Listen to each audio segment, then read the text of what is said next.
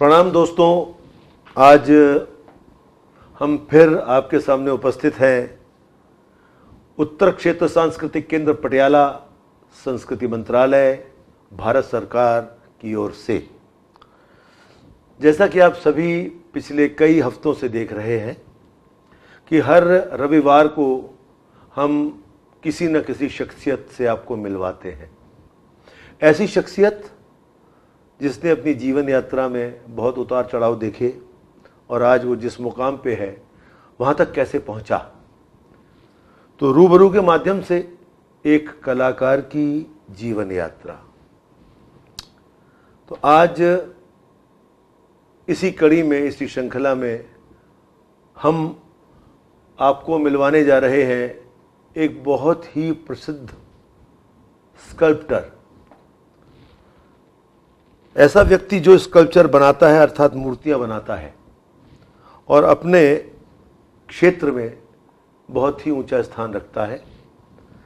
हरियाणा सरकार में कार्यरत हैं।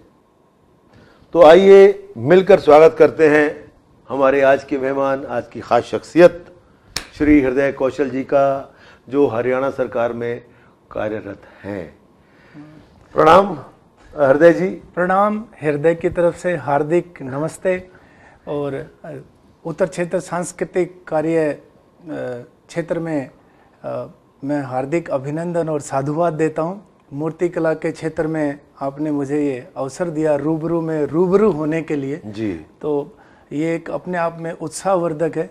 और साथ में मैं सोचूंगा कि मेरे कलाकार साथी जो पूरे भारतवर्ष में हमें सुन पा रहे हैं, देख पा रहे हैं, उनको कुछ अच्छे परिणाम और मूर्ति कला के क्षेत्र में कुछ अच्छे मार्गदर्शन परिस्थिति प्रदान हो सकें। हृदय भाई, एक बात बताइए कि आप तो बहुत अच्छे मूर्तिकार हैं और आपने बड़ी बड़ी योजनाएं की हैं जिसके बारे में हम आगे बात करेंगे, लेकिन सबसे पहले मुझे आप ये बताइए कि आपका जन्म कहाँ हुआ और आपके घर में कौन कौन से ऐसे लोग थे जिन्होंने आपको इस ओर बढ़ने की प्रेरणा दी। देखिए, मेरा जन्म हुआ चरखी दादरी में, डिस्ट्रिक्ट भिवानी में, हरियाणा। हाँ जी, हरियाणा, महेंद्रगढ़ के पास जी जी, है। जी जी। और वहाँ जहाँ मेरा जन्म हुआ वो क्षेत्र काठमंडी के नाम से प्रसिद्ध है जी। और काठमंडी में जन्म होने के कारण मैं हर रोज़ बचपन से ही उन सारी तकनीकी दृष्टियों में पला बढ़ा। और उसके बाद कॉलेज जाना हुआ, स्कूल जाना हुआ, तो कला के क्षेत्र में आने का जो मेरा रुझान बचपन से ही था जी, लेकिन बहुत ज़्यादा डीपनेस के साथ आने का और उसको अच्छे तरीके से समाज में प्रतिष्ठित व्यक्तित्व के साथ प्रदर्शन करने में मेरे अध्यापकों का उसमें बड़ा सहयोग रहा। और अध्यापकों का सहयोग दो क्षेत्र में रहा। माता पिता का रहा या नहीं? माता पिता का तो सर्वोत्तम रहा, माता का सबसे ज्यादा। अच्छा, कभी रोका नहीं उन्होंने? हाँ, कभी नहीं। मेरी माता ने, मैंने कोई भी काम किया मेरे को उत्साहित ही किया जी, हमेशा जी। वो एक ही बात बोलती थी, बेटा जो इज्जत है ना वो मोती की तरह होती है और इसको जितनी आप देगा उतनी चमकेगी। जी जी जी। किसी का तू अगर 1 रुपए का काम करता है तो उसके लिए 2 रुपए की परिस्थितियां प्रदान करना, क्या बात, तो कभी भी असफल नहीं होगा। जी जी जी। और वो आशीर्वाद मेरे ऊपर आज भी है। क्या बात। और उस आशीर्वाद से मैं अपने आप को भाग्यशाली समझता हूँ। माता पिता का आशीर्वाद तो सदैव रहता है। अब हम अध्यापकों की ओर आते हैं कि कौन कौन से अध्यापक ऐसे रहे जिन्होंने आपको इस मार्ग पे आगे बढ़ाया। ये बड़ी दिलचस्प कहानी है। अध्यापकों ने 2 तरीके से मुझे उत्साहित किया। एक तो नकारात्मक भेदभाव, और दूसरा ये कि वो मेरे अध्यापक हैं, मैं उन्हें अध्यापक समझता हूँ, मैं उन्हें गुरु समझता हूँ। भेदभाव का कारण ही मेरे को आज यहाँ तक लेकर आ गया। कैसा भेदभाव? कि जब मैं किसी प्रतिस्पर्धा में या किसी प्रतियोगिता में पार्टिसिपेट करता था तो उस समय की परिस्थितियां और आज में काफी फर्क आ गया है। बहुत फर्क आ गया है। बिल्कुल बिल्कुल। उस समय एक निश्चित हाथ में सब कुछ होता था और वो निर्णायक होते थे। खेल के क्षेत्र में मैं बहुत अच्छा खिलाड़ी था तो भी वहां पर मार खाई मैंने। किस चीज के खिलाड़ी थे? पहला तो मैं एथलीट रहा जी, और मेरे जो हमारे डीपी पीटीआई जो अध्यापक होते थे उन्होंने मतलब अपने चहेतों विद्यार्थियों को ही हमेशा आगे रखा, हम उस प्रतिस्पर्धा में पीछे रहे। हमारा व्यक्तित्व तो उतना धनी नहीं रहा कि हम उनको अच्छे से अपने उसमें ला पाएं, और ताकि हम भी वहाँ पर प्रवेश। चाटुकारिता की कमी थी। हाँ, वो मैं आज महसूस करता हूँ। तो उसके बाद दूसरा ये रहा कि जब भी किसी भी प्रतियोगिता में जाते तो मेरा जो क्षेत्र था वो कला का था, और कला के क्षेत्र में जैसे मेहंदी, रंगोली, कढ़ाई, बुनाई, मूर्ति कला, ये सब होता था। क्या बात। तो मैं उन सभी में निपुण था क्योंकि माँ से सीखा था। जी जी जी। अब अध्यापकों के माइंड में क्या था कि हमारे क्या मतलब उस समय के क्षेत्र में ये सब कला के क्षेत्र महिलाओं के पक्ष में रहते थे। जी जी जी। लड़कियां रंगोली करती हैं, लड़कियां बुनाई करती हैं, लड़कियां ये करती हैं, जबकि मैं उस क्षेत्र में निपुण होने के कगार पे था और निपुण था भी। तो वो मुझे अवसर नहीं मिलता था। वो कहते थे नहीं, ये लड़कियों का काम है, वही करेंगे। और वो क्या करते थे, अपने खास जो विद्यार्थी होते थे उन्हें अवसर देते थे। जी जी। मेरे अंदर से ना एक द्वंद्व तंदूर की तरह जलता था जी। और उस द्वंद्व ने मुझे यहाँ तक पहुँचाया। एक बार यूथ फेस्टिवल में मेरे साथ ऐसी भयंकर घटना घटी कि मैंने सोच लिया कि अब अखबारों पर हृदय होगा। और मैंने इस क्षेत्र में आने के लिए, आप विश्वास नहीं करेंगे, मैंने 4 मास्टर डिग्री करने के बाद बीएफए किया। जी। ओ। पहले मैंने बीए किया, फिर मैंने बीएड किया, फिर एमएड किया, फिर एमए किया, फिर एमए किया। हजारों इंटरव्यूज दिए, कहीं सिलेक्शन नहीं हुआ। कौन कौन से एमए किया आपने? मैंने एमए हिंदी किया, एमए ज्योग्राफी किया, एमए इन एजुकेशन किया। ये सब चीज़ें अच्छी तरीके से, और ये नहीं सर पढ़ाई में कमज़ोर थे, अच्छे लेवल पे थे। इतना कुछ करने के बाद भी हमें जितने अवसर मिलने चाहिए थे वो नहीं मिले। और उसके बाद क्या हुआ कि मेरे को कहीं से पता लगा कि ललित कला महाविद्यालय कोई चीज़ होती है। और हरियाणा में मैंने जितने भी स्कूल कॉलेज आर्ट से रिलेटेड थे सब जगह प्रयास किया, तो वहाँ से हर जगह एक ही बात सुनने के लिए मिलती है, तो लड़कियों का काम है। और कुछ जगह तो ज़बरदस्ती बाहर निकाल दिया गया कि नहीं, आपके बस की बात नहीं है। तो उस जलन ने, उस भेदभाव ने मुझे यहाँ तक पहुँचाया। मैंने एक entrance test Delhi college of art का दिया, वो भी अनभिज्ञता में, बगैर तैयारी के। मैं घबरा गया जब मैं पेपर देने गया, क्योंकि वहाँ तो बड़े हाई फाई लेवल के बच्चे आए, सबके पास बड़े ड्राइंग बोर्ड, पेंसिल, वो पता नहीं किस किस तरीके से देख के ड्राइंग करते थे, क्या करते थे। वो टेक्निक मुझे नहीं पता थी, लेकिन मेरे को ना देखने की क्षमता ईश्वर ने दी जी, वो आज भी है जी जी। उस देखने की क्षमता ने मुझे, और पीछे जो द्वंद्व चल रहा था, उस द्वंद्व ने मेरे कैरियर में पहला कदम रखा, जिसने मैंने अपनी ऊंचाई की पहली सीढ़ी वहां से चढ़ी जी। और ऊपर से माँ का आशीर्वाद जी। क्योंकि इतनी सारी पढ़ाई के बाद दोबारा से बीएफए करना एक युद्ध जैसा था। घर में भी मेरे पिताजी ने मना कर दिया कि अब फिर से 4 साल, फिर 2 साल और 6 साल और पढ़ेगा। मगर 6 नहीं, मैं 8 साल पढ़ूंगा, मैंने एमफिल भी करना है जी। और एमफिल भी जेएनयू से करना है। तो वो बड़ा असमंजस वाला माहौल घर में बन गया। और मैं जहाँ नौकरी करता था वहाँ के हिसाब से देख के मैंने मेरे पिताजी को बोल दिया कि इतने दिन में मैं इतना पैसा नौकरी में कमा लूँगा, इसकी व्यवस्था मैं कर जाऊँगा, मेरे को जाने दो। और मैंने वो कदम उठा लिया और दिल्ली कॉलेज ऑफ आर्ट के फर्स्ट एंट्रेंस में, फर्स्ट एग्ज़ाम में मैं फर्स्ट लेवल पे आ गया। क्या बात, क्या बात। उसके बाद ये सारी यात्रा, आपकी लगन ने आपको उसका फल दिया। हाँ जी, लगन, लगन हठयोग कहते हैं इसको हम, हठयोग।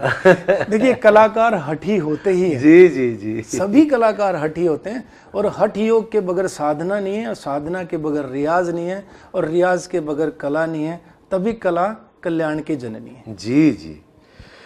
अच्छा, ये तो आपकी रही एक एजुकेशन की जीवन यात्रा। हाँ जी। आप ये बताइए कि सबसे पहले आपने जीवन जो आपका ये वाला आपका आर्टिस्टिक जीवन शुरू हुआ, इसमें सबसे पहले आपने क्या बनाया? सबसे पहला जो मेरा मूर्ति शिल्प था, वैसे तो मैंने बहुत मूर्ति शिल्प बनाए, लेकिन कोई ना कोई तो पहला था। उनको पहला नहीं समझा। पहला जिसे समझा मैं वो बताता हूँ। उससे पहले तो मैंने ना ज़्यादातर, क्योंकि मैं काठमांडू में रहा ना, तो मैंने फर्नीचर बनाना सीखा, छोटा छोटा गाड़ियाँ बनाने सीखी और उनसे रिलेटेड चीज़ें।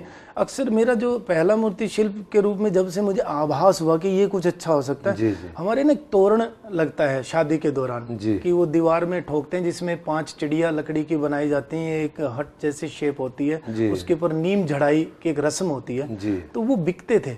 तो मैंने वो बनाने आरंभ किए और उससे मेरे को लगा कि हाँ मैं कुछ नया कर सकता हूँ जी। तो जब मेरे पिताजी की जो वर्कशॉप थी उसमें फाउंड्री ढलाई भी होती थी, वेल्डिंग का काम भी होता था, लकड़ी भी, खराद भी, सब कुछ हमारे पास इक्विपमेंट अवेलेबल था जी। तो बचपन से मैं टेक्निकल बहुत स्ट्रॉन्ग था, बहुत ही ज़्यादा, आज भी हूँ और ज़्यादा स्ट्रॉन्ग हो गया।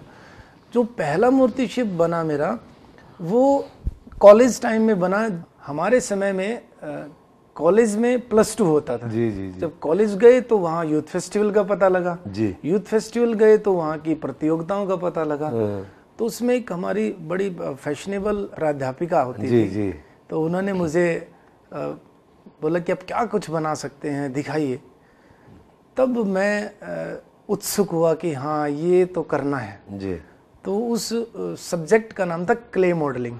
ओह, शुरुआत वहीं से की। हाँ, और आप सोचिए +2 में जाके मुझे पता लगा था कि क्ले मॉडलिंग कुछ होती है, क्ले भी कुछ होता है, क्ले भी कोई चीज इस जीवन में होती है जी, जी, जी। तो वो क्ले मॉडलिंग से समझ आया कि क्ले से पता लगा चिकनी मिट्टी। जैसे चिकनी मिट्टी शब्द आया तो दिमाग घूम गया कि तो मुझे पोटर के पास जाना पड़ेगा, कुम्हार के यहाँ जाना पड़ेगा, वहाँ से मिलेगी, फिर जीवन यात्रा आरंभ होगी। तो मैंने सबसे पहले 2 छोटे छोटे न्यूड ह्यूमन बेबी मैंने तैयार किए जी। और मेरा लगाव था बच्चों से बहुत ज़्यादा, तो वो एक गद्दे पर मैंने बनाए और वो जब मैंने अपने अध्यापक को दिखाए तो वो बोले ग्रेट। जब उनके मुंह से ग्रेट शब्द सुना ना तो उस ग्रेट शब्द ने मेरी यात्रा जीवन बदल दिया, आरंभ कर दी जी जी जी। और उसके बाद मैं फिर आगे बढ़ता चला गया।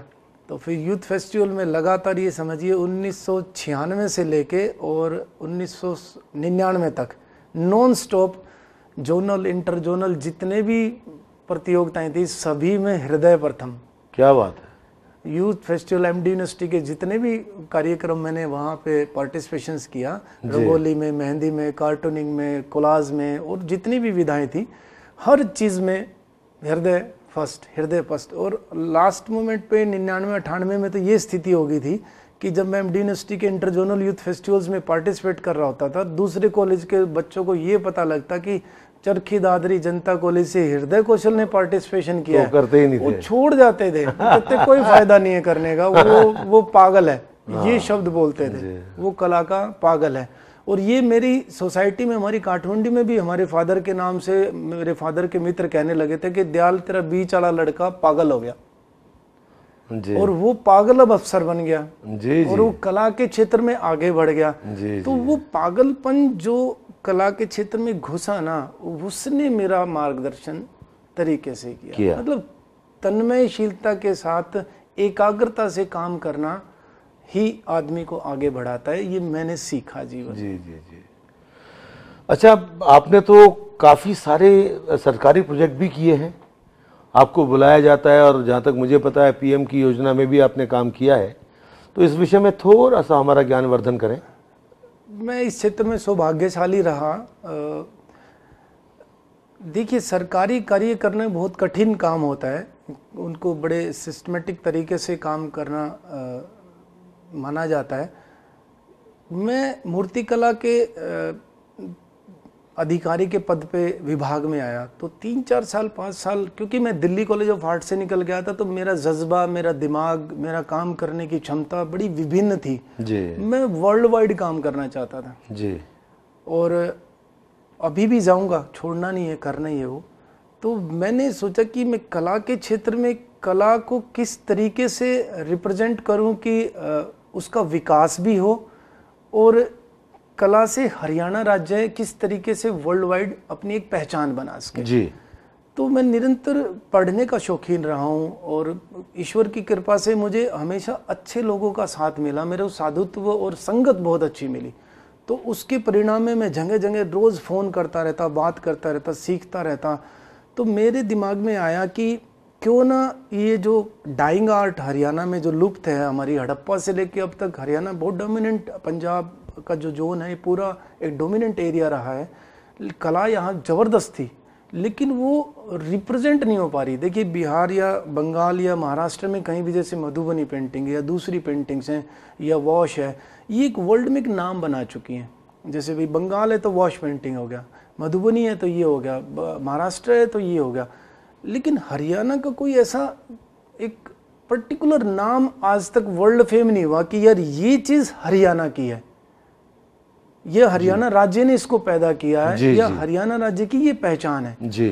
तो मैंने बहुत सारी विधाओं पे काफ़ी गहन अध्ययन किया, पढ़ा, उसको देखा, समझा, तो मैंने देखा कि देखिए स्कल्पचर में डांसिंग फॉर्म हरियाणा के जोन में, पंजाब के एक धरती पर बना हड़प्पा के टाइम में, जब मूर्ति कला वहाँ पर इतनी समृद्ध है, संसार का सबसे बढ़िया टेराकोटा इस जोन में हुआ, अग्रवा है, राखी गढ़ी है, मोहनबाड़ी है, बहुत सारी जगह है जहाँ की खुदाई में आज भी सब कुछ मिल रहा है।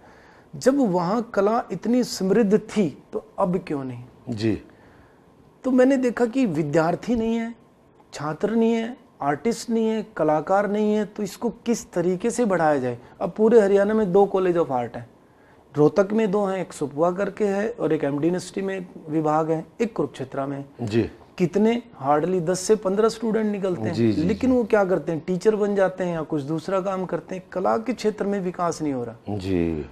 तो मैंने क्या किया कि मैंने शिविर आयोजित करने का प्लान बनाया जी। पहले मैंने प्रयोग के रूप में छोटे छोटे शिविर किए कि क्या रिजल्ट मिलता है, क्योंकि सरकारी तंत्र में काम करना बड़ा कठिन है और मैं चाहता था कि उसका रिजल्ट इतना अच्छा है कि वो अच्छा परिणाम दे।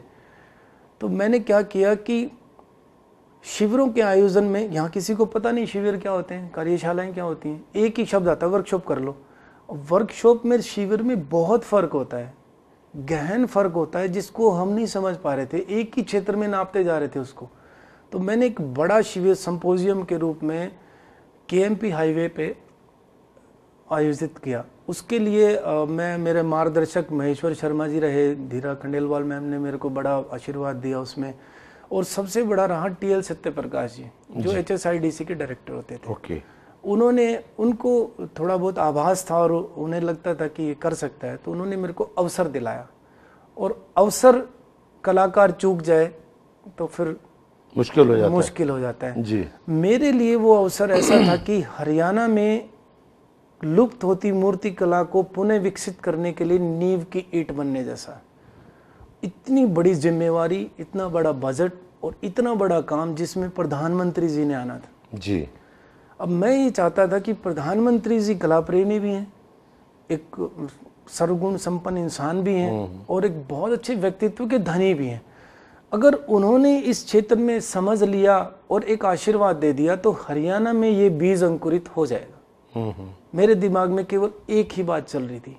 अब आप इसमें बिलीव नहीं करेंगे, 48 दिन तक दिन रात मैंने काम किया, जिसमें मैं 2 से 2.5 घंटे सोता था जी। 48 दिनों तक दिन रात अनथक परिश्रम के बाद मैं इस परिणाम पे पहुंचा। अब कलाकारों के साथ काम करना, कलाकारों से अपनी इच्छा के अनुसार काम करवाना बहुत कठिन था, क्योंकि कलाकार अपने आप में निपुण होता है जी। निपुण कलाकार से काम करवाना उससे ज्यादा निपुण होना जरूरी जी। तो मैंने क्या किया कि हर कलाकार के मकेट को, ड्राइंग को बड़े बारीकी से समझा।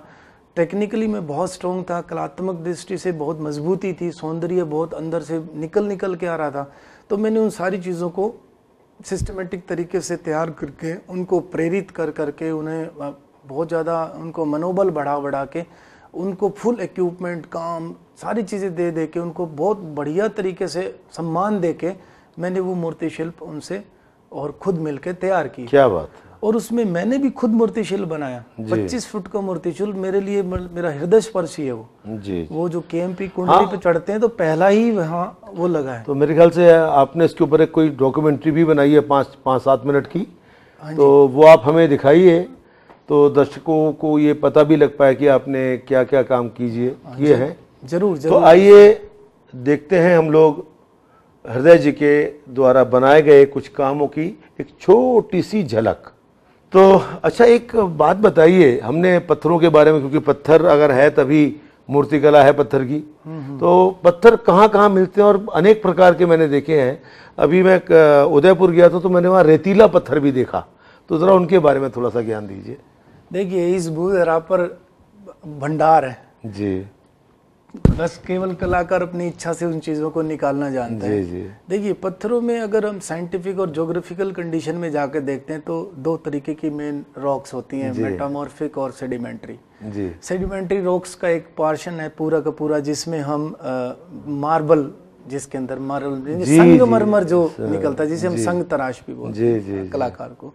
तो संगमरमर में विश्व का सबसे अच्छा संगमरमर जो माना जाता है वो मकराना का। हाँ, मकराना का जो दूधिया पत्थर जो सही है, ट्रांसपेरेंसी में भी और ग्रे रेशे में अच्छा होता है। मकराना कहाँ हुआ? मकराना राजस्थान में जी, पड़ता है। जी।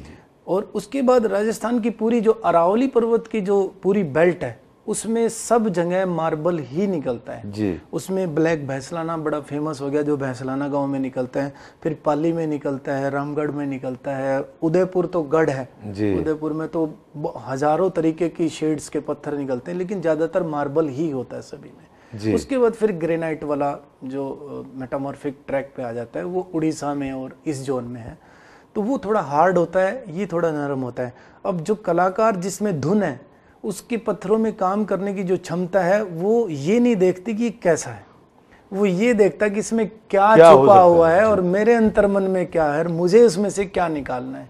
फिर तकनीकी दृष्टियां वो किसी भी तरीके से प्रयोग में आ जाती हैं। जैसे काला पत्थर भी होता है, जो हमने अभी श्रीनगर में कैंप किया था तो वहीं का पत्थर लिया था श्रीनगर का। हाँ, उसे रीजनल स्टोन के नाम से लोग बोलते हैं, लेकिन वो होते वही रॉक्स हैं, साइंटिफिक रॉक्स तो वही हैं। उनमें से कुछ रॉक्स रिवर बेड में आ जाते हैं तो रिवर बेड स्टोन के नाम से जाने लगते हैं।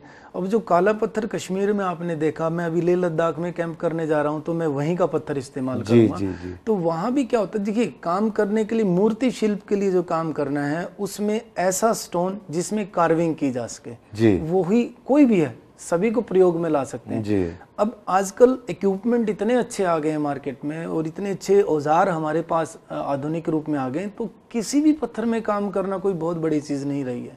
जब हम कांच में खुदाई कर लेते हैं जो सबसे ज्यादा ब्रिटल है, तो पत्थर तो कुछ रहा नहीं।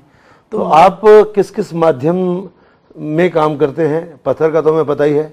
देखिए, मेरे 3 माध्यम मेरे को मतलब बिल्कुल दिल से मैं जिनमें प्यार करता हूँ और जिनमें मेरी आत्मा बसती है, वो धातु है ब्रोंज मुझे सबसे अच्छा मीडियम लगता है। हाँ, मेटल कास्टिंग वो बचपन से मेरा पुश्तैनी काम है। मेरे फादर, मेरे दादाजी, मेरे परदादाजी सभी धातु में काम करते रहे, तो हमारी भट्टियाँ चलती हैं और बचपन से मैंने उनमें काम किया, तो धातु में मैं बहुत ज़्यादा अपने आप को एक्सपर्ट मानता हूँ और हूँ भी। दूसरा, पत्थर मेरा बहुत अच्छा मीडियम मेरे को लगता है, क्योंकि ये स्थायी मीडियम है। धातु, लकड़ी और पत्थर ये चिरकाल तक चलने वाले हैं। अब पत्थर की उम्र देखिए आप जी, कितनी उम्र है। अगर कोई हस्तक्षेप ना हो, बाह्य आक्रमण उस पर ना हो, दबाव ना डाले, तो वो स्थायी है। धातु भी ऐसे। धातु सबसे अच्छा माध्यम इसलिए है कि इसकी उम्र सदी बहुत ज्यादा है। अब देखो, हड़प्पा में मिली डांसिंग गर्ल जी आज तक जीवित है जी।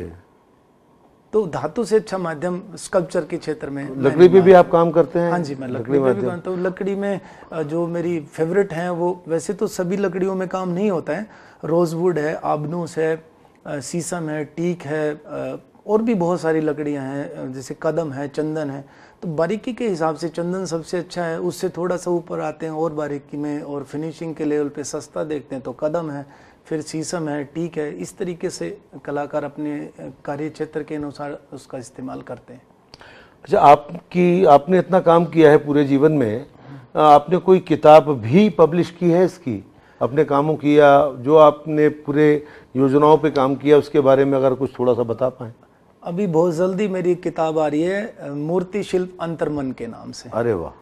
और वो बस मतलब लगभग अंतिम चरणों में है, और उसकी जो प्रूफ रीडिंग है वो विजयानंद देवकर्णी जी कर रहे हैं, गुरुकुल झज्जर से। उनकी हिंदी से मैं बड़ा प्रभावित हूँ, तो उन्होंने उसको प्रूफ रीड किया है, तो बहुत जल्दी वो सेवा में आ जाएगी और कला के क्षेत्र में विद्यार्थियों और कलाकारों को बड़ा मदद करेगी वो। और एक मैं और बात बताना चाहता हूँ कि हरियाणा और इस पूरे नॉर्थ इंडिया में जो मूर्ति शिल्प है उसके विकास के लिए मेरा एक अथक प्रयास है, मेरी अनंत यात्रा एक मेरे जीवन का उद्देश्य बन गया है। अब कलाकार तो कोई भी बन जाता है, अपनी इच्छा से, अपने अंतर्मन से काम करने वाला आदमी कलाकार बन जाता है और वो कला के क्षेत्र में काम करने लगता है।